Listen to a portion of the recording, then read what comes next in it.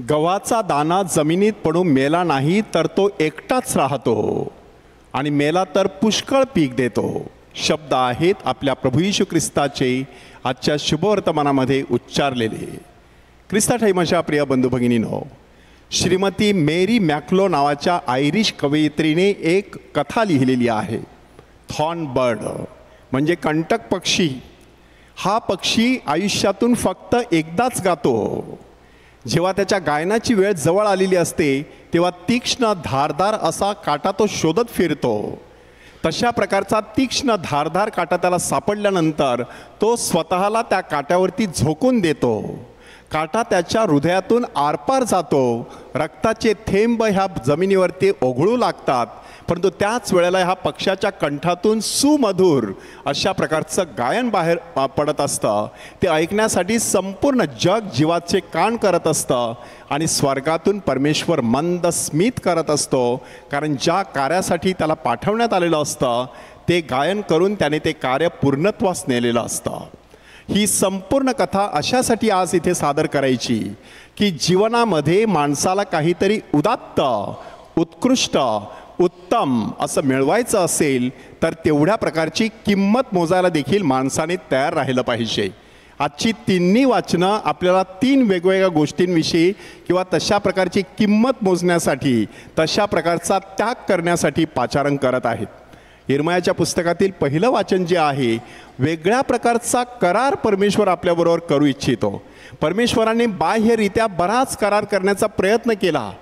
आदामाबरोबर केला, अब्राहमाबरोबर केला, मोशेबरोबर करून त्याने 10 आज्ञा दिल्या.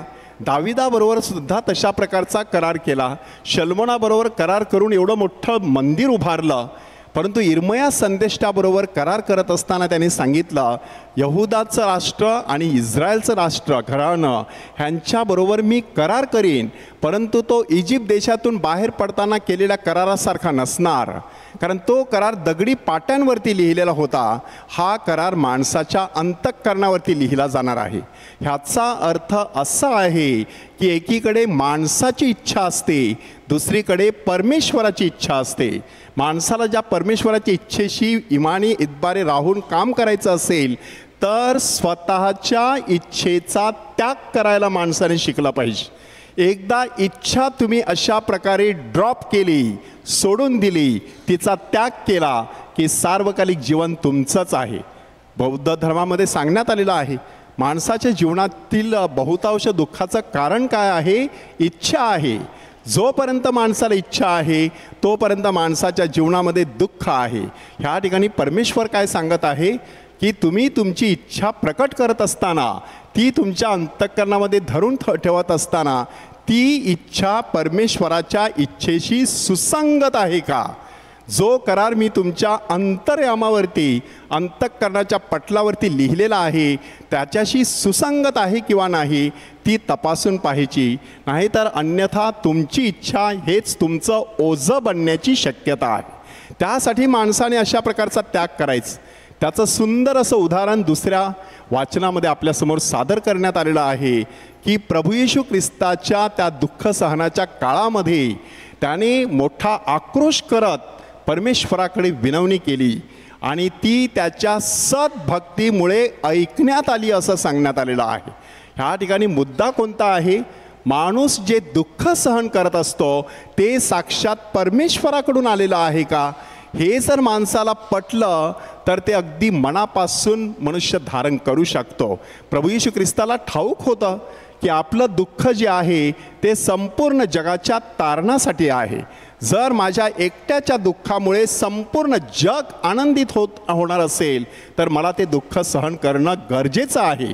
म्हणून आपल्या घरामध्ये, आपल्या कुटुंबात, आपल्या समाजामध्ये कार्य करत असताना कदाचित थोडेफार कष्ट सहन करावे लागतील.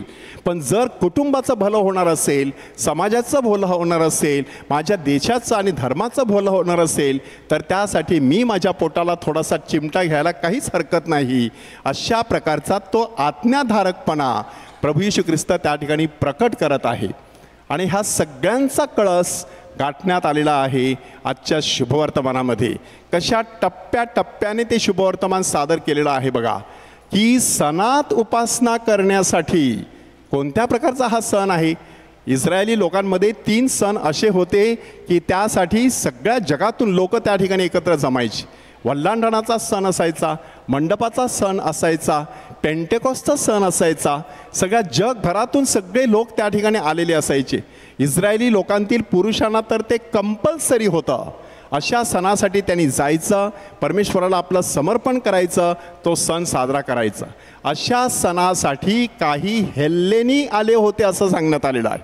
कोण हे हेल्लेनी? हेल्लेनी म्हणजे ग्रीक भाषित यहुदिक लोक, म्हणजे यहुदी झालेले आहेत परंतु त्यांची मूळ भाषा ग्रीक आहे. नुसती भाषा ग्रीक नाही तर भाषा, संस्कृती, विचारसरणीसुद्धा ग्रीक स्वरूपाची आहे. त्या ग्रीक स्वरूपाच्या विचारसरणीत काय दडलेलं आहे? माणसाच्या जीवनाचे 2 भाग आहेत. एक भाग आहे शरीर आणि दुसरा भाग आहे आत्मा. शरीर म्हणजे पिंजरा, आत्मा म्हणजे पक्षी. तो पक्षी जणू काही त्या पिंजऱ्यामध्ये अडकून ठेवलेला आहे. म्हणून ह्या शरीराला वेदना द्यायच्या, हे शरीर नष्ट करायचं आणि मग त्याच्यातून तो पिंजऱ्यातून तो पक्षी बाहेर पडेल. प्रभू येशू ख्रिस्त सांगत आहे अशा प्रकारचा आत्मत्याग करून खऱ्या अर्थाने तुम्हाला मुक्ती मिळणार नाही. तो आत्मत्याग कशासाठी करायचा?